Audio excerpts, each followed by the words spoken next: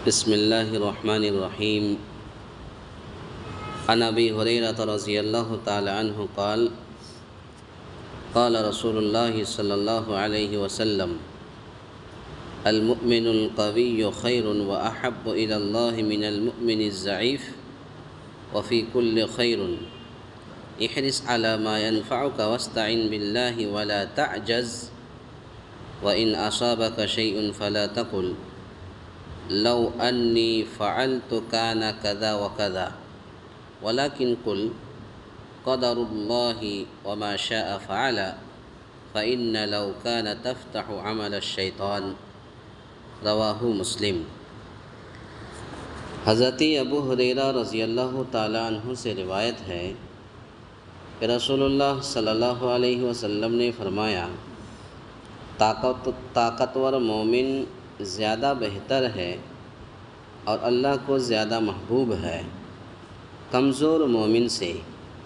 اور ہر ایک قوی اور ضعیف میں بہتری ہے اس چیز کی حرص کرو جو تمہیں نفع دے، اور اللہ سے مدد طلب کرو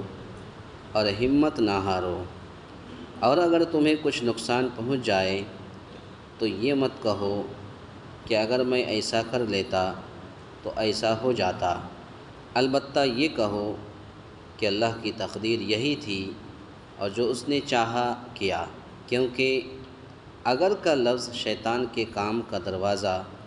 کھول دیتا ہے۔ اس حدیث کو امام مسلم رحمۃ اللہ علیہ نے اپنی حدیث کے اندر نقل کیا ہے۔ حدیث کا مطلب یہ ہے کہ حدیث کے اندر کمزور اور طاقتور دونوں ایمانداروں میں خیر کو تسلیم کیا گیا ہے، کیونکہ اصل ایمان میں دونوں مشترک ہے، اس لیے قوی مومن کو زیادہ بہتر اور عند اللہ زیادہ محبوب قرار دیا گیا، کیونکہ وہ ادائے عبادات اور قیام فرائض و سنن اور جہاد وغیرہ میں کمزور مومن سے زیادہ مستعد اور توانا ہوگا۔ دوسری چیز، نقصان سے دوچار ہونے کی صورت میں صبر اور تسلیم و رضا کا مظاہرہ کیا جائے، اور انسان اگر مگر کے چکر میں نہ پڑے، انسان کے پاس یا انسان کے جو بھی چیز میں نقصان ہو جاتا ہے تو انسان صبر کے بجائے ہائی وائی کرنے لگتا ہے۔ آپ صبر کیجئے، صبر کا پھل بہت میٹھا ہوتا ہے۔ ان اللہ مع الصابرین، بے شک صبر کرنے والوں کے ساتھ اللہ رب العالمین ہے۔ تو جب انسان کوئی صبر کرتا ہے، تکلیف پہنچتی ہے، مصیبتیں آتی ہیں، پریشانیاں آتی ہیں، تکلیفیں آتی ہیں، انسان اگر صبر کرتا، حقیقی معنی میں اگر صبر کرتا ہے تو صبر کا بہت بڑا فائدہ ملتا ہے بعد میں۔